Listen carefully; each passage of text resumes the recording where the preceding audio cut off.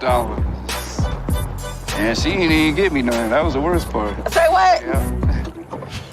Like, I wasn't trying to pressure her for it, but I got a high sex drive. Oh, you do? I know that's...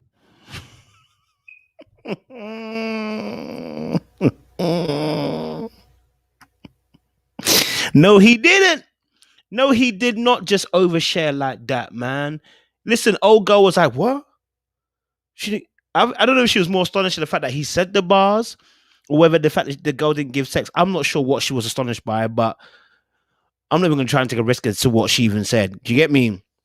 But her reaction was A1. Listen, we're going to talk a little bit about oversharing in relationships, guys, or oversharing, sorry, in dating phase, as Daonte showed us a perfect example as oversharing. If you're new to the channel, please like, share, subscribe, click on that bell button for notification of the uploads if you want to see more great content like this.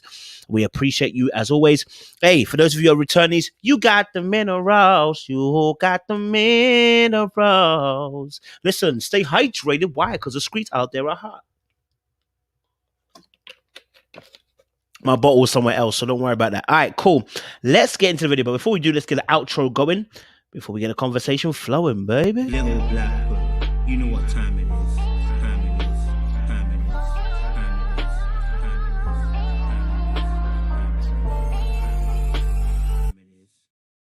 Listen, it's crazy out there in them streets.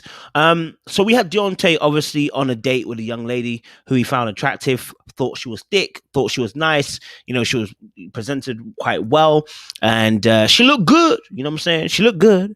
And he was enjoying her presence, okay? He developed a nice little date for them to go on to, and it seemed like everything was going on smoothly. All right.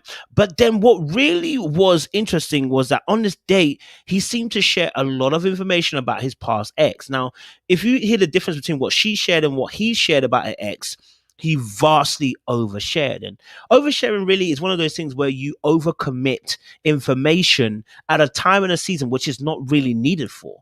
Right. So you share stuff that is not for this time and is for this season. And one of those things was exchanging information about your ex, about what happened and how you feel about it on your very first date. The person hardly knows you, hardly has any emotions attached to you, barely has a capacity, barely has room to be able to get to know you fully because you've overloaded that person with a very deep emotional subject.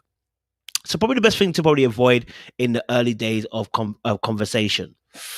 All right. Not only that, I think what we saw with Daonte on his date as well, he's a bit more chill, a bit more relaxed. He's a bit more of a talkative. He looked good as well. He dressed well.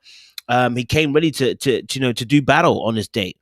What was interesting for me is, like I said, the oversharing that happened then led later on to him having to lie to the girl about how he felt about Nicole. Because, you know, clearly, evidently, Nicole has got into his head and into his skull, and he wants her so badly. Even after 4 months, they haven't been talking. Why? Let me tell you the deep, dark secret about what Nicole has done.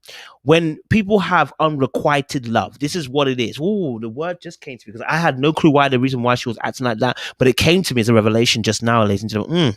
The Lord is revealing. When people have unrequited love, what it does is that it puts you in a place of deficit. What I mean by that is you start to invest emotionally and physically, and you also sexually, right? You invest yourself into a person who doesn't quite give you back the return that you require. If you don't believe what I'm saying, watch later on where he goes towards the mother and says to the mother, "Oh, what I want is for her just to return the love that I gave her." Unrequited love, it creates this vacuum, because what happens is you start to put in a lot, but then you realize nothing's coming back. And what you get is emotional investment where you're like, I've invested a lot here. I can't just quit.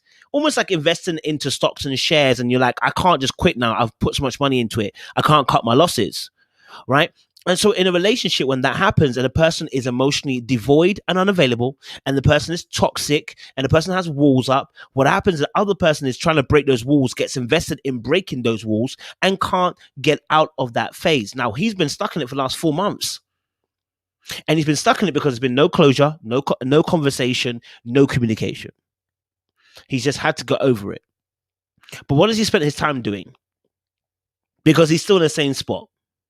right? So even though he's on this date with this young, lovely lady who he gets on, thinks she's great, he can't stop thinking about Nicole because of the emotional investment he's put in. He can't let go of the investment he's made with Nicole and the fact that he got nothing in return, which was what? Sex. So it's very, very mad that he went to the house of the mum and explained this whole situation to the mum, and the mum called him out quite fairly, like, you're moving mad. What do you mean that you expect sex? Or you wanted sex? Why are you coming to the mum to explain that? That's an overshare too. And that's the wrong person to share that kind of information with. She is the mother of the woman you're trying to date. Why would you go to her to try and get her on side to get your daughter back so you can sleep with her? Does that make sense? Why would the mother help you do that? Okay? And he's not taking this hint that, brother, the woman used you. And that's okay. And she's about to use you again because she's willing to come back again because you have the money. You see, the trouble is you don't have value for yourself. You don't see the value in you. You don't see the value in who you are. And so you downgrade yourself for someone else like Nicole, who's willing to take advantage of your low entry requirement. And since you've got this low entry requirement, she just needs to look good and nothing else really matters. Guess what? She's going to take advantage of you. She's going to use your own weakness against you. She's going to use your desire to have a hot babe without really much connection and truthful respect against you. If you don't respect yourself, how can she respect you? If you don't set good boundaries, how would she not take advantage of you? You're opening your house up and saying, hey, burglar, come and rob me. Now, they don't have the right to do that, but you've opened your door, sir. We know what world we live in. You know? I'm deeply saddened by Daonte.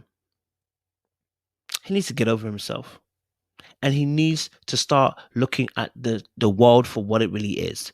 There are wolves in sheep's clothing. But this wolf isn't even in sheep's clothing. This wolf is present and open and is ready to devour, looking at you in the eye.